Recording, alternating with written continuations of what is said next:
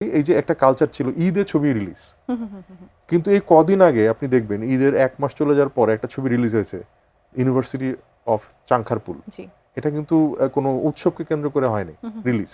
এই যে একটা ট্রেন্ড কিন্তু দেখা যাচ্ছে, অর্থাৎ প্রডিউসার বলেন বা নির্মাতা বলেন তারা কিন্তু দর্শকের উপর আস্থা রাখতে চাচ্ছে যে দর্শক ছবিতে ফিরে আসছে। এখন আমি দৃঢ়ভাবে বিশ্বাস করি যে যেহেতু আকাঙ্ক্ষা তৈরি হয়েছে, প্রেক্ষাগৃহ তৈরি হবে, এবং প্রেক্ষাগৃহ যদি তৈরি নাও হয় তাহলে ইউরোপের আর্ট হাউসের মতো যে একটা মডেল আছে যে 50টা 60টা সিটের এক একটা প্রদর্শনী কক্ষ, সেটা হবে। এবং আমি আশাবাদী যে গভর্নমেন্ট তারা হয়তোবা প্ল্যান করছে 64 জেলায় যে কালচারাল হাব করবে এবং সেখানে সিনেমা দেখার ব্যবস্থা থাকবে। যে সেটা যদি ঠিকঠাকভাবে এক্সিকিউট হয় তাহলে দর্শকের যে ধরেন এক ধরনের হতাশার সুর সেটা চেঞ্জ হয়ে যাবে।